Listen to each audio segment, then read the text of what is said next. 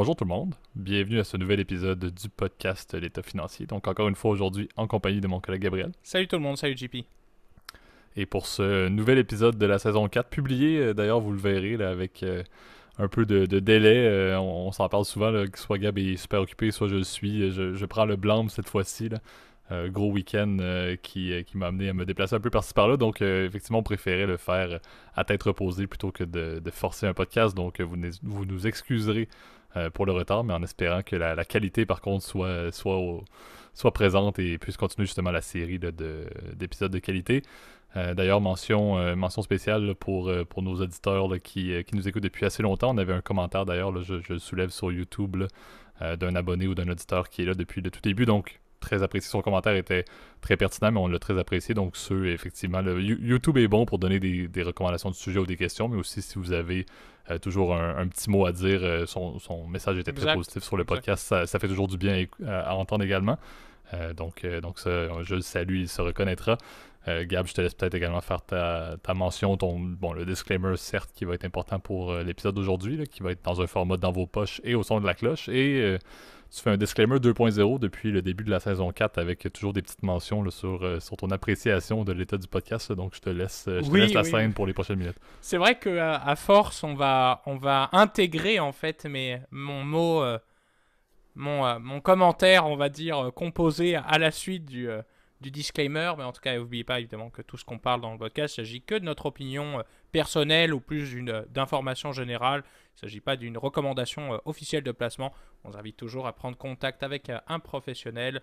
Quiconque est autorisé aussi à vous émettre du conseil afin de prendre les meilleures décisions pour votre portefeuille.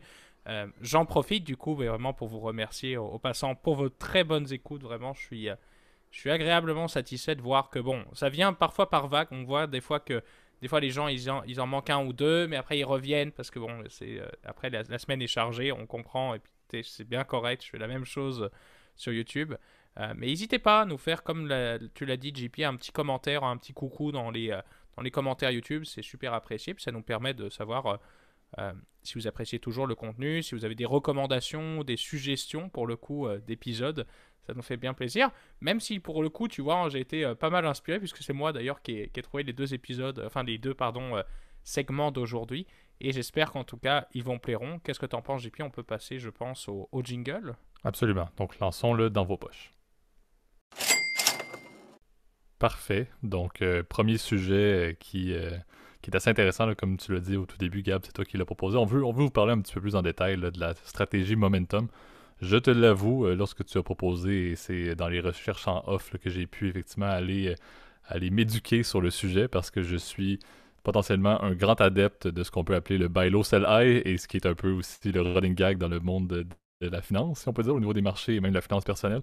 La stratégie Momentum, à l'opposé, on peut dire, là, consiste concrètement, la définition simple, c'est que c'est acheter les actions qui ont le mieux performé récemment et à l'opposé de vendre celles qui ont le moins bien performé, dans la logique où les tendances présentement à court terme devraient se maintenir pendant une certaine période. Encore une fois, on n'ira pas, et je vais te laisser Gab prendre la parole sous peu, là, on n'ira pas dans les projections d'un titre qui va bien pendant une semaine, va aller bien pendant 10 ans, là, c'est pas ça du tout, mais c'est la logique de dire investir dans ce qui performe présentement et vendre ce qui ne performe pas, dans le but de garder un portefeuille, ce qui vient un peu à l'encontre, là, encore une fois, du bon vieux running gag ou du classique des marchés qui est le buy low, sell high. Ouais, c'est vrai que ça peut paraître contre-intuitif de se dire que tu achètes effectivement des actions chères en fait, qui ont bien performé. Ça peut paraître contre-intuitif dans le sens où tu te dis, bon, j'ai déjà passé le performance. Il y a le fameux effet FOMO qu'on connaît bien dans les marchés, donc le Fear of Missing Out, qui est assez visible et c'est bien correct. Là, je veux dire, c'est assez compliqué en tant qu'investisseur de se penser que ça peut performer sur le long terme. Et c'est vrai que je trouvais ça intéressant qu'on revienne plus en détail sur cette fameuse anomalie de marché qui s'appelle la stratégie Momentum. Alors tu l'as bien dit, JP, ça consiste en fait à acheter les actions qui ont le mieux performé durant une période de temps choisie. La plupart des analystes, ils utilisent soit les 3 mois, soit 1 an en fait. Ils rankent en fait les différents titres, par exemple, d'un portefeuille. Alors tu peux prendre par exemple le S&P 500 comme point de référence. Donc le S&P 500 a environ 497, je crois, actions, on l'a répété pas mal, mais il y a des actions des fois qui sont multivotants, donc tu as deux tickers, donc ça compte malheureusement un peu pour toi. Donc à peu près 500 actions. et tu vas aller choisir du coup le top 3. Et de l'autre côté, pour les moins performantes, bah, tu vas les shorter. Donc, c'est-à-dire que tu vas les vendre à découvert pour acheter justement ces actions supplémentaires. Donc, c'est une stratégie qui ressemble beaucoup à de l'investissement passif en fait, puisque on se souvient, l'investissement passif, c'est d'investir dans le marché et de ne pas essayer d'aller prendre des bets, donc des positions supplémentaires pour essayer de battre le marché. Donc c'est un peu l'idée derrière la stratégie momentum. La seule différence, c'est qu'effectivement, tu vas aller faire cet effet supplémentaire. Et il y a de nombreux papiers, en tout cas académiques, c'est souvent des types qui font de la recherche à niveau universitaire, qui ont prouvé que effectivement cette stratégie-là génère une performance supplémentaire. On pourrait penser, bon, en tant qu'investisseur, ça fait pas de sens, puisque moi, en tant qu'investisseur, on se souvient, on avait fait un épisode sur l'information, sur les niveaux d'efficience des marchés. On peut se dire, bon, ça fait pas de sens de se baser sur les prix passés pour prédire l'avenir. Ce qui compte, c'est les cash flows futurs dans une entreprise. C'est qu'est-ce qu'elle va générer sur le long terme. Et c'est vrai que ça peut paraître effectivement, encore une fois, contre-intuitif de se dire, bon, je vais mieux performer parce que j'utilise de l'information passée. Et c'est vrai que c'est vraiment la clé derrière cette stratégie-là. Ben exact. Puis tu sais, comme tu le disais, tu as soulevé quelques études, puis j'en avais sorti un peu, là, encore une fois. Certaines études soulèvent que la performance en général de cette stratégie-là, sur une période, je crois que c'était presque 100 ans, là, il donnait un exemple, par exemple, dans les bourses du Royaume-Uni, là, dans les années de 1900 à 2000, on parlait d'un rendement d'à peu près 14% sur une stratégie qui serait axée momentum, par exemple, par rapport à du 9,5 si on parle juste des bons vieux marchés. Donc, tu l'as dit, c'est un peu par rapport au bon vieux passif de juste investir dans des ETF qui répliquent là, les plus gros indices de certaines places boursières. Là, on ne parlera pas de diversification et tout. Ça reste que cette stratégie-là est un peu un passif avec un plus parce que historiquement, le rendement semble être présent. On l'a soulevé également et la logique était quand même assez intéressante que c'était pas seulement axé sur un seul marché. On parlait pas seulement des États-Unis que ça avait cette tendance-là. On répertoriait, je crois, le 19 marchés évalués quand même à travers le monde qui prouvaient cette tangente-là sur une période, encore une fois, de 100 ans. L'intérêt, par contre, et c'est là aussi où il y a un peu mon opinion qui tombe en ligne de compte, puis c'est quelque chose que je lisais également que je trouve super intéressant, c'est la stratégie momentum va être un peu bâtie sur le fait que l'investisseur moyen, et encore une fois, j'en fais vraiment partie, va en général beaucoup plus réagir aux mauvaises nouvelles qu'aux bonnes nouvelles. Donc la tangente va être si un titre va bien, en général, on va avoir tangente à vouloir le vendre peut-être plus rapidement pour tirer profit de ce gain-là par rapport à un titre qui va vraiment mal, où on va peut-être essayer de l'étirer beaucoup plus longtemps justement pour pas rattraper notre perte d'une certaine manière, ce qui peut être quelque chose qui n'arrivera jamais, on se le cachera pas. On salue certains de nos amis qui peut-être ont encore dans leur portefeuille certains titres là, qu'ils vont toujours croire, même si ça a craché.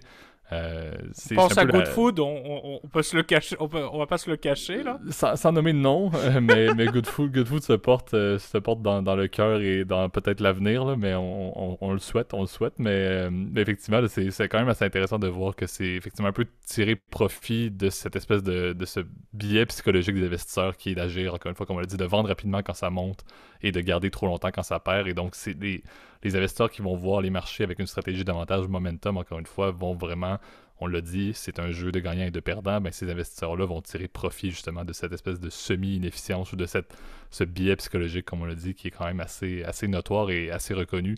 Encore une fois, ceux qui font momentum vont gagner de ceux qui font buy low, sell high. D'une certaine manière, c'est assez évident, c'est un contraire presque complet. Ouais, ben, ce qui est, encore une fois, on se répète, mais ça paraît absurde en premier lieu, de se dire que t'achètes un actif plus cher juste pour te dire, bah lui, il va mieux performer dans le futur. Après, ce qui est assez marrant, et je trouve ça très intéressant que tu aies touché ce point-là, JP, je dois t'avouer, je m'y attendais pas et je te remercie.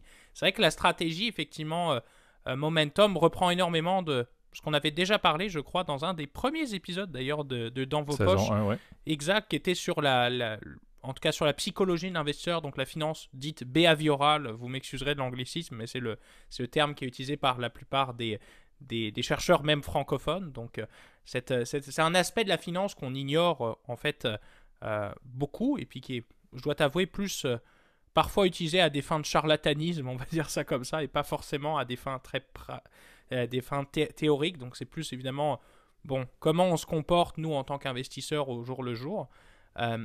Et c'est vrai que c'est un axe évidemment qui est très intéressant, évidemment, qui est toujours à mettre en parallèle dans cette stratégie-là. Et moi, évidemment, c'est clair que de long terme, cette stratégie-là, étant donné qu'on la connaît aussi, ça c'est un point qui est assez drôle, c'est que normalement, une stratégie qui fonctionne, elle est plus censée fonctionner parce que les autres la répliquent, tu vois. Les anomalies de marché, elles sont conçues, si tu veux, pour être évidemment combattues, entre guillemets, parce que c'est pas normal, encore une fois. Euh, on en connaît plein des anomalies de marché. Je voulais t'en citer une et je trouve qu'elle fait pas mal de sens. Elle ressemble beaucoup à ce qu'on a vu en tout cas dans la stratégie Momentum, mais c'est le fameux calendar effect. On sait que la plupart du temps, les titres sous-performent au niveau du mois de décembre et surperforment au mois de janvier. Alors évidemment, c'est peut-être pas le cas pour ce mois de janvier-là, on l'a bien vu avec les performances qui sont assez catastrophiques sur la plupart des places boursières, en tout cas depuis le début 2022, qui nous promet beaucoup de questions, je dirais, et d'interrogations, en tout cas surtout sur le secteur de la IT. Peut-être qu'on en reparlera dans un prochain épisode. Mais d'habitude, de manière empirique, on sait que janvier fonctionne, en tout cas fonctionne mieux.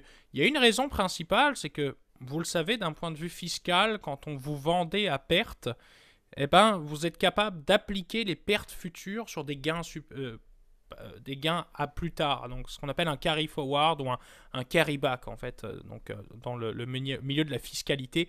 Rendu là, je ne veux pas rentrer trop dans les détails. Et c'est vrai que ça fait que parfois les investisseurs se mettent à vendre massivement des titres en mois de décembre juste pour aller chercher cet avantage fiscal là. Et normalement, c'est clair que cette anomalie de marché, bah, à la fin, on finit par la connaître. Et ce qui fait que maintenant, elle est de moins en moins présente. Et tu vois, même les modèles les plus théoriques de la finance, donc je pense qu'on avait déjà parlé par le passé du CAPM, qui est en fait la relation de rendement-risque de base, donc qui dit que plus le risque d'un actif est élevé, plus tu es censé être rémunéré par un rendement plus élevé.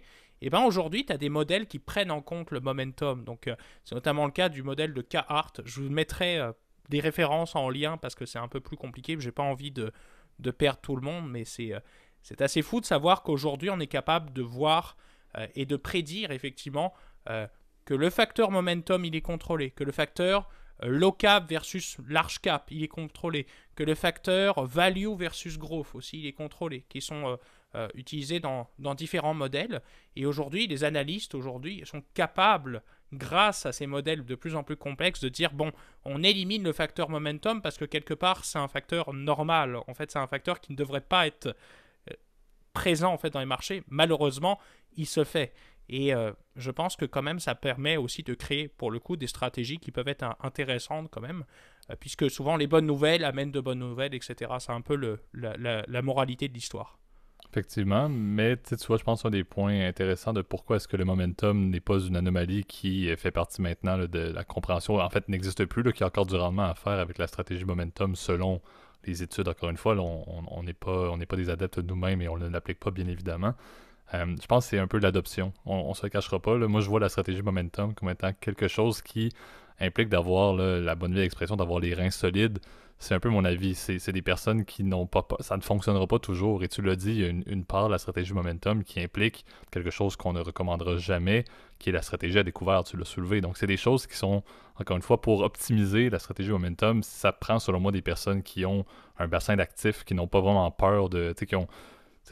La crainte, l'aversion face au risque, du moins dans les marchés, selon moi, de ces personnes-là est quand même assez faible. C'est des personnes qui sont plutôt confiantes ou bien qui ont des actifs qui leur permettent de prendre justement ce genre de stratégie-là ou de mettre en place ce genre de stratégie-là sans trop s'inquiéter. Même de dire c'est peut-être un complément dans les personnes qui ont des grands portefeuilles d'actifs, par exemple, personnels ou encore une fois institutionnels. Là, on ne fera pas de deal là-dessus. Mais c'est un petit peu ça. Moi, je vois le momentum et le fait qu'il y a encore des gains à faire là-dessus à cause de l'adoption. Et on dit aussi souvent, moi, un des défauts qui m'amène peut-être à mettre un astérix sur la stratégie momentum, c'est le fait que, on se le cachera pas, et j'ai très, très, très brièvement parlé de la diversification, ça peut causer un problème. Si on parle de la performance des technos et que soudainement, on décide d'investir dans les 25 titres qui ont le plus performé, puis il y en a 20 sur 25, par exemple en 2021, que c'était des technos, ben on a de l'air fou, mais on a un risque qui s'accentue par le fait que oui, on utilise le fait que les titres qui ont gagné devraient continuer à gagner à court terme, mais techniquement, je suis tout dans les technos. S'il y a un revirement comme ce qui s'est passé en janvier dans les technos, ben, ma stratégie momentum n'aura pas très très bien fonctionné. Donc c'est un peu là où je crois qu'il y a quand même quelques bémols qui font en sorte que les investisseurs personnels ou institutionnels ont peut-être pas nécessairement intérêt à l'appliquer à grande échelle ou, encore une fois, vont vivre avec des personnes qui n'ont pas une aversion au risque très élevée, qui vont être prêts à prendre les gains et les pertes qui vont en découler, bien évidemment, parce que c'est loin d'être garanti, à mon avis. Donc, c'est ce qui explique que ce défaut-là, selon moi, existe beaucoup plus que le calendar effect, comme tu as soulevé, qui est connu pour des fins fiscales. Et puis, tu sais, encore une fois, l'efficience, il y a encore des gains à faire liés à ça, mais très peu par rapport, selon moi, au momentum, qui implique, encore une fois, une bonne part de risque à prendre, bien évidemment. Et aussi un petit peu là, un côté que, du moins, à mon avis, j'aime un petit peu moins avec la logique, surtout de la diversification. Ouais, et puis encore une fois, on vous mettra plein de liens en description pour le coup, euh, si ça vous intéresse, et d'approfondir évidemment sur ces sujets un peu plus techniques, je dois t'avouer, qui sont quand même intéressants. Oublions pas que bon, la stratégie momentum, on l'a dit, ça consiste à shorter des titres, donc c'est vrai que ça peut shorter et acheter, donc par conséquent à levier des titres, donc c'est clair que ça vient avec des risques un peu plus accrus. Il existe en revanche quand même des ETF qui permettent de traquer des indices momentum, mais n'oublions pas, là on reste dans une classe d'actifs en action, donc là on est vraiment sur les marchés à 100%, on risque d'être très exposé, comme tu l'as dit JP, sur des titres qui ont boomé, donc par exemple du GameStop pourrait se retrouver étrangement dans votre portefeuille, Absolument. tu vois, alors que fondamentalement cette action-là n'a aucune valeur, on sait bien que c'est un effet... depuis un an, il y a un problème avec cette action-là. Puis pour le moment, il n'y a pas de solution. Cette action-là est surévaluée, tout le monde le sait. Et malheureusement, on ne peut rien faire. Tu vois, c'est comme ça. C'est qu'un jour, cette bulle-là va éclater.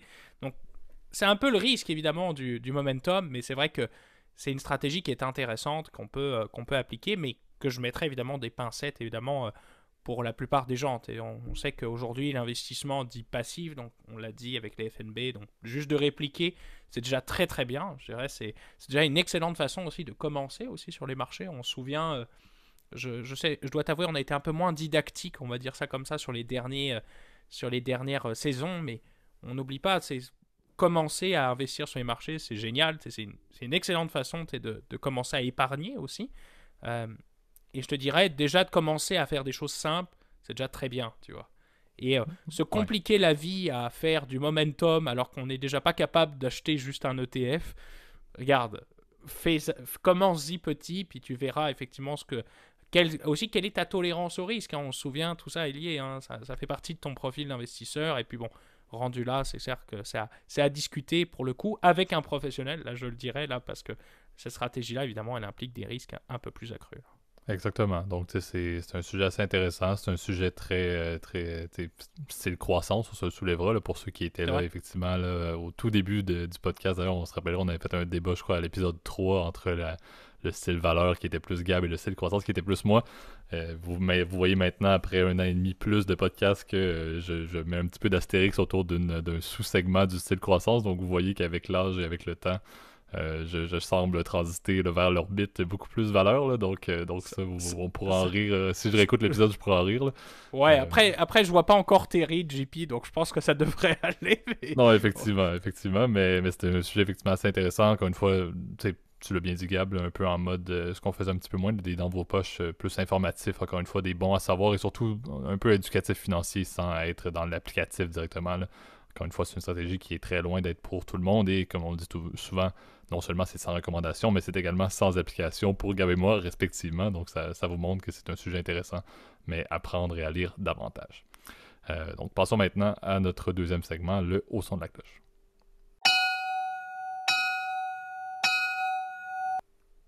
Parfait. Donc, un sujet très intéressant. On risque d'en parler quand même en long et en large.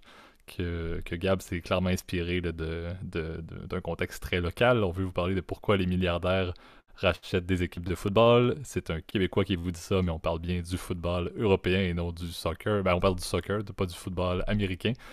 Mais quand même très intéressant pour nos auditeurs européens. Également, comme je dis, Gab s'est fortement inspiré là, du propriétaire de l'Impact de Montréal, maintenant appelé le CF Montréal, clairement, lorsque tu pensais pas vraiment. à des milliardaires. Non, pardon, ok, je croyais que c'était en l'honneur de notre cher Monsieur Saputo dans le fromage et le football montréalais, mais bon. Sujet quand même assez intéressant, c'est une tendance quand même assez notoire là, pour les grandes fortunes de ce monde, également pour des grands fonds institutionnels, on se le cachera pas, là, ou des fonds souverains, d'utiliser un peu, on verra nos avis respectifs là-dedans, là, mais des clubs de football de grande valeur comme étant une forme d'actif dans des portefeuilles diversifiés maintenant. Là, on s'entend, là, c'est pour des fins financières dans la majorité du temps et non pour la culture du foot. On peut nommer Manchester United comme étant un très bon exemple, le PSG comme étant un autre excellent et Man City aussi.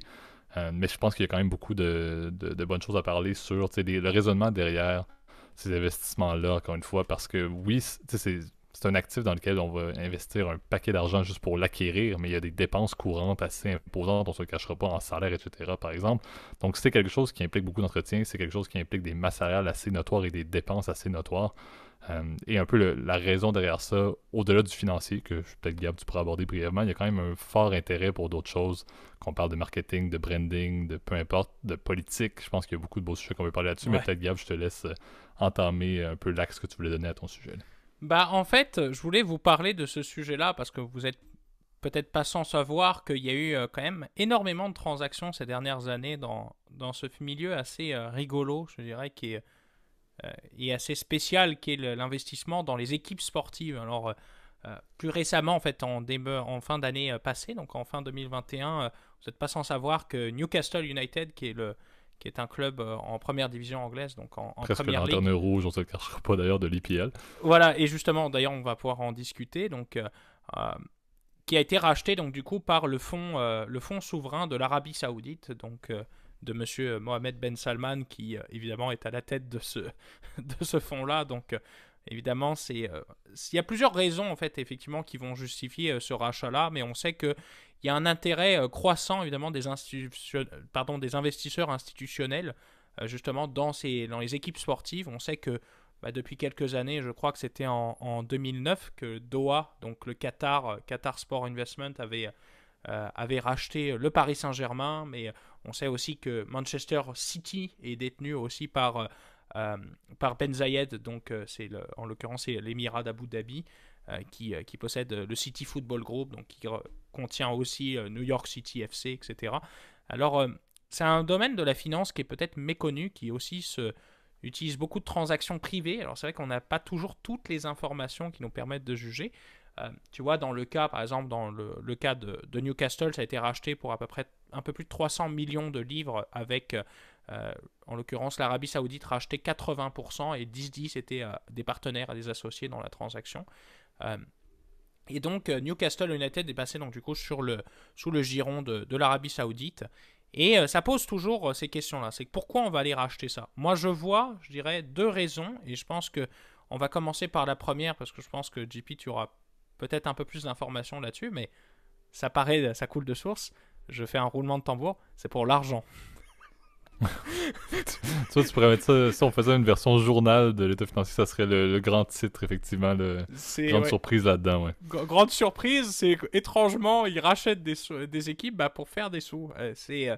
On sait que le business du sport est en pleine expansion, on sait que dans la plupart des pays, on sait qu'on en a parlé beaucoup il y a quelques années de ça, en tout cas 2-3 ans, en France, avec l'augmentation des droits télévisés, on sait que c'était censé dépasser le milliard. Bon, finalement, il y a eu l'affaire Mediapro qu'on connaît bien, ça a été un bouxon incommensurable, évidemment, sur le championnat de France, avec les droits qui ont été revendus, etc. Il y a eu un nouvel appel d'offres, un bouxon incommensurable. Et on sait que en Angleterre, donc en Première Ligue, est le marché le plus lucratif, en tout cas pour le football européen, donc le soccer, pour toi, mon cher JP. On sait que c'est Sky qui possède les droits de la Première Ligue, et la plupart des diffuseurs dans le monde ont des contrats évidemment avec la Première Ligue, qui est non seulement un championnat qui est considéré comme de très bonne qualité, parce qu'il y a vraiment 20 bonnes équipes pour le coup. C'est pas comme en France où tu as 10 bonnes équipes, puis le reste malheureusement c'est un peu... le niveau est un peu décevant, où tu vois que des fois tu as des matchs qui finissent avec des 0-0 interminables. La Première Ligue attire de plus en plus d'investisseurs. Et c'est pour cette raison d'ailleurs que Newcastle a acheté. C'est que c'était un des derniers marchés peu chers en fait en Première Ligue, pour la raison principale que Newcastle est dernier de la Première Ligue au moment où on se parle. Mais je pense que c'est un investissement sur le futur, parce qu'on parie, c'est ça, sur les droits télé, on parie sur l'augmentation des revenus publicitaires, on parie évidemment sur l'augmentation des revenus de billetterie, qui sont évidemment un gros...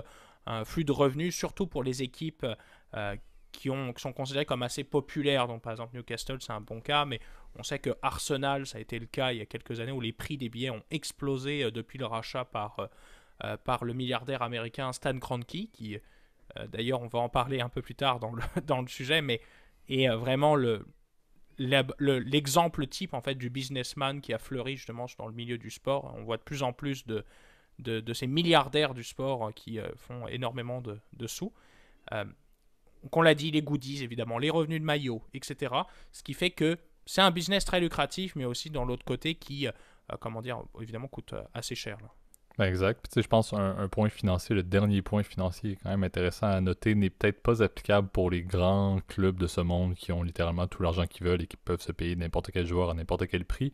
Mais également pour des clubs qui ont des bonnes valorisations, mais qui doivent encore une fois bâtir, entre autres, avec leurs joueurs. On peut penser à Dortmund, par exemple, comme un très bon exemple, comme un bon cas là, de figure, où l'achat et la vente de joueurs est également une forme de revenu quand même assez intéressante. Le cas Bien de sûr. Allen, par exemple, à Dortmund, est un cas qui va faire fureur dans les prochains mois. Là. Je pense que ça n'a pas été confirmé nulle part, mais on s'entend qu'à l'été prochain, il risque de partir. Le gars n'a pas coûté grand-chose lorsqu'il est rentré. Il devrait être vendu à peu près 15 fois qu'est-ce qu'il a coûté au début avant d'arriver. Donc, pour des clubs de l'ampleur de Dortmund, qu'on est très loin de la même catégorie que les PSG, Man U, Man City, Bayern et compagnie, mais en termes de valorisation, ils en ont une. Et le propriétaire, encore une fois, a intérêt et fait de l'argent avec l'achat de joueurs, de jeunes pépites, comme on peut faire sur FIFA couramment grâce à Footwiz et tous ces magnifiques sites qui nous donnent des hints sur quel petit joueur sans nom va à peu près gagner 25 points de performance sur 5 ans. Mais bref, autre sujet. Mais ça pour dire que je pense que c'est quand même important de le soulever que certains clubs ont également une base liée à l'achat et la vente de joueurs là, qui rapportent quand même beaucoup de sous aux propriétaires. Un aspect financier là, un peu curieux et basé sur la performance d'individus. Là. Donc ça, certains diront que c'est moins éthique que des bonnes vieilles ventes de billets ou de hot dogs, mais quand même, c'est une grande part qu'on considère là, la hausse continue là, des volumes de transactions par période de transfert. Là. Ouais, c'est vrai que le marché, en tout cas des transferts dérégulés comme on le connaît aujourd'hui en Europe, a fait que, bon, aujourd'hui, tu as des valorisations de joueurs qui sont énormes, parce qu'on se souvient, pour casser un contrat, par exemple, imaginons Neymar qui signe 5 ans, par exemple, je sais pas, je donne un exemple à Paris, en l'occurrence, bah, si Barcelone veut le racheter, il doit payer une prime de libération, donc une clause, il doit payer soit sa clause, soit évidemment payer un frais de transfert au Paris Saint-Germain pour annuler le contrat, en plus de payer évidemment le salaire. Et c'est vrai que ce fait-là, maintenant que les joueurs sont considérés comme des actifs, les contrats des joueurs sont considérés comme des actifs,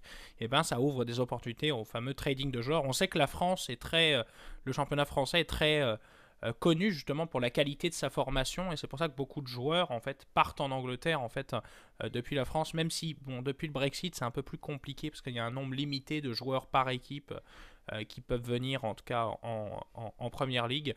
Il y a des règles aussi au niveau des visas, enfin je ne vais pas trop parler de ça, qui font qu'aujourd'hui ben, il y a un marché qui est complètement dérégulé, tu vois, qui fait que il y a beaucoup de clubs qui s'amusent à trader, à vendre et acheter des joueurs. Dortmund, excellent point.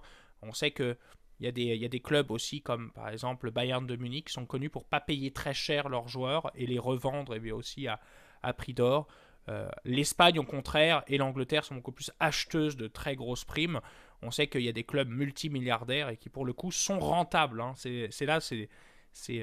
Ça peut paraître assez drôle, mais souvent ces clubs-là sont difficilement rentables, hein, d'ailleurs, hein, parce que au vu des salaires, etc., il y a beaucoup de clubs dans le milieu du sport qui ne sont pas rentables. Je vais te donner un exemple très simple. Barcelone, ces dernières années, bon, c'est un peu particulier, étant donné que Barcelone n'a pas d'actionnaires, mais est détenu par ses fans, donc on appelle des socios, comme le Real de Madrid d'ailleurs, ou le Bayern de Munich, à mon souvenir. C'est des business qui ne sont pas rentables, tu vois. À la fin, tu manques de l'argent. En Angleterre, c'est un peu différent. Le Manchester United, c'est un des rares clubs d'ailleurs qui fonctionne très très bien parce qu'ils jouent toujours à guichet fermé. Ils ont un actionnaire qui, pour le coup, demande beaucoup d'argent, qui sont en l'occurrence la famille Glazer, qui possède aussi l'équipe de football américain des Buccaneers de Tampa Bay, qui sont d'ailleurs les champions en titre du Super Bowl. Mais on le sait, là, le Super Bowl a lieu la semaine prochaine pour ceux qui suivent un peu le football américain. En fait, ce dimanche, si je me trompe Absolument. pas. Et qui va opposer justement les Rams de Los Angeles qui, comme par hasard, appartiennent à Stan Kroenke, on a expliqué juste avant, qui possède aussi Arsenal. Donc On a aujourd'hui de plus en plus aussi de multinationales du sport qui possèdent dans plein de franchises. Cranky a énormément d'investissements dans d'autres sports, comme par exemple le hockey sur glace, puisqu'il possède l'équipe de l'Avalanche du Colorado. Il possède aussi les Nuggets de Denver. Enfin, tu vois, c'est des multinationales aujourd'hui du sport et des milliardaires qui investissent dans ce genre de choses. Et il y a énormément de jeux de pouvoir et de jardin. Et c'est le deuxième point que je voulais amener, et je pense que j'en ai déjà fait un mot, et après ça, on rendra l'antenne. Mais c'est aussi le côté soft power. On sait que le sport, c'est un peu du pain et des jeux. C'est pas étonnant, justement, que le Qatar ait racheté il y a quelques années le Paris Saint-Germain. C'est que c'est une vitrine marketing, évidemment, exceptionnelle pour ce pays-là. JP, il y a 10 ans, est-ce que tu connaissais le Qatar? Absolument pas. L'intérêt était très faible, à l'exception de l'aviation, que j'avais beaucoup d'appréciation pour le monde du transport, comme tu me connais avec le monde de l'aviation, les bateaux, etc. Mais non, effectivement, le Qatar et les personnes au pouvoir au Qatar, non, effectivement, plus ou moins, l'intérêt n'y était pas. Ouais, exact. Et puis tu vois, hein, l'exemple typique, c'est par exemple le Koweït et Bahreïn, qui sont deux pays qui sont voisins ou très proches du Qatar. Eux n'ont pas de vitrine sur le monde, tu vois, comme l'a eu le Qatar très tôt avec le Paris Saint-Germain. Ils ont ramené Zlatan Ibrahimovic, c'est vrai que c'est ça qui a lancé, je te dirais, évidemment, l'aventure PSG. Beckham, quoi. Même Beckham, pour se lever. David Beckham, évidemment, ça c'était plus aussi, c'était une énorme fenêtre marketing. Aujourd'hui, évidemment, Neymar, Messi, Mbappé, qui sont aujourd'hui avec le Paris Saint-Germain, tu vois, ils associent les gens, les touristes aussi associent la Tour Eiffel avec le Qatar, si tu veux. C'est rendu très puissant. Ils vont accueillir la Coupe du Monde. Il n'y a rien de mieux qui a été investi, évidemment, par l'émir du Qatar. Et on sait que maintenant, il y a d'autres puissances qui souhaitent rivaliser dans ce domaine-là. Donc l'Arabie Saoudite, c'est peut-être une vitrine d'avoir une équipe en première ligue. On sait que Abu Dhabi, ils mettent beaucoup, évidemment, dans le sport, évidemment, avec Ben Zayed, donc du coup, avec City Football Group.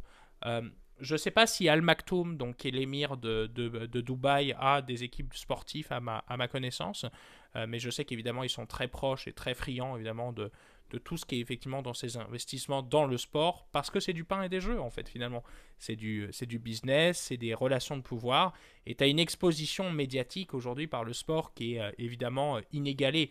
Tout le monde connaît évidemment, le Paris Saint-Germain, c'est vraiment un exemple vraiment assez probant, mais aujourd'hui tout le monde connaît le Paris Saint-Germain, alors qu'il y a 15 ans, c'était une équipe de seconde zone en France, tu vois.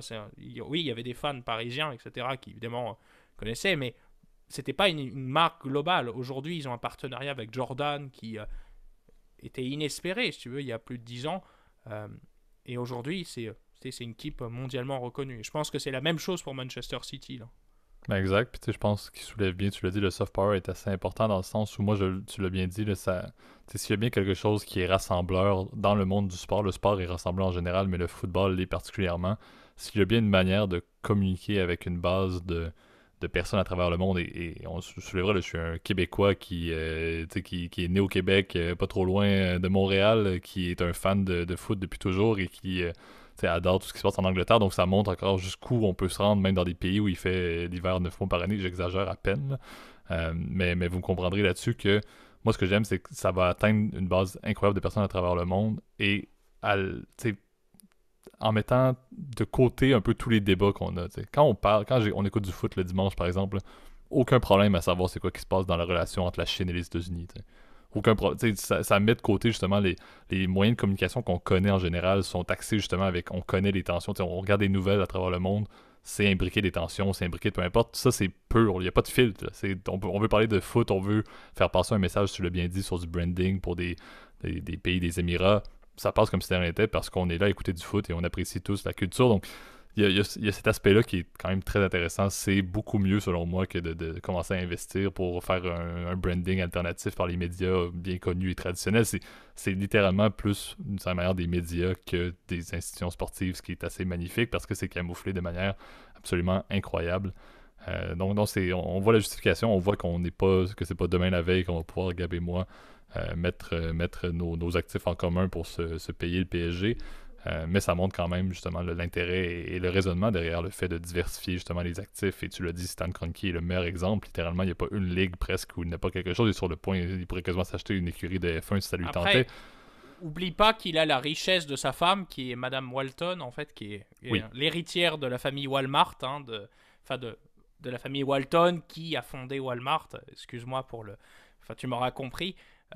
Les Glazers, c'est pareil, c'était des gens qui étaient extrêmement riches déjà. Et bon, tu peux acheter en revanche Manchester United, ils sont en bourse à O-Nice, donc à la bourse de New York.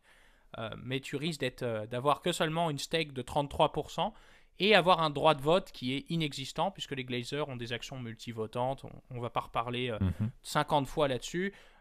Ou les Braves d'Atlanta, par exemple. Bon, ça, c'est dans le cas de Liberty Media, on en avait parlé il y a quelques semaines.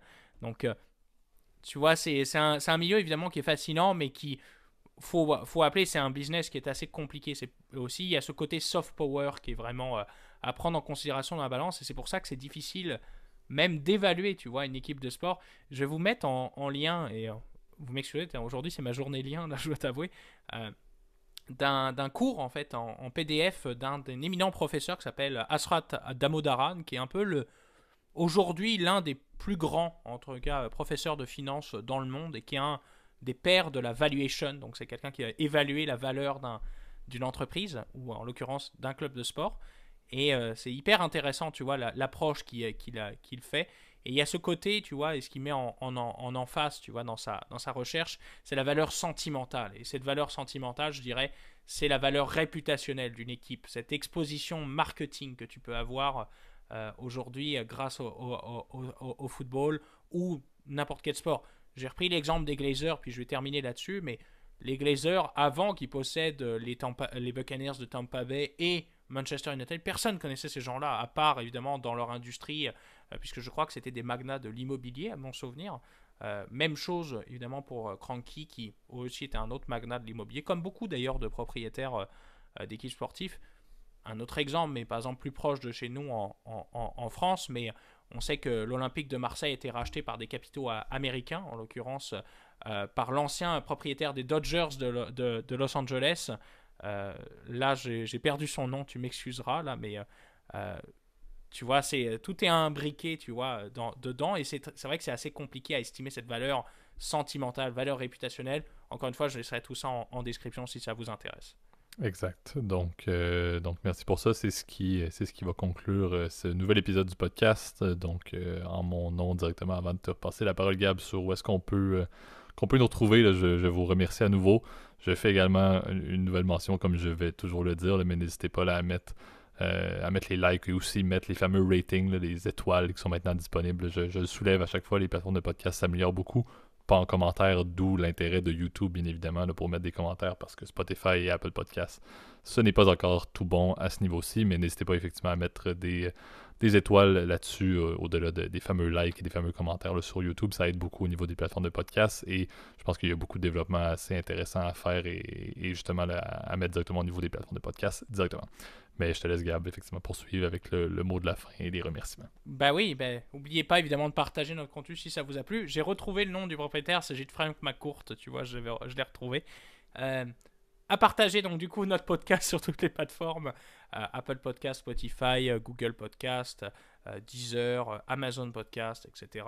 Sur YouTube, si vous voulez commenter, mettre un like, et vous avez aussi l'adresse mail qui est disponible dessus. Et on vous remercie encore une fois pour votre écoute, encore une fois très satisfait des chiffres. N'hésitez pas à nous suivre et en tout cas à vraiment nous donner des suggestions d'épisodes si jamais vous voulez nous faire part de commentaires, etc. Ou vous avez des idées qui vous passent en tête. Ça va nous faire plaisir de pouvoir déjà premièrement vous lire et deuxièmement, je pense, pouvoir vous répondre en tout cas de la meilleure façon ou de la meilleure façon qu'on puisse le faire. C'est pas toujours facile, mais tu vois, j'essaye de m'intéresser un peu à tout, et je sais que JP t'es comme ça aussi. Absolument. En tout cas, pour moi, je vous souhaite à tous une très bonne semaine et merci de votre écoute. Bonne semaine tout le monde. Salut.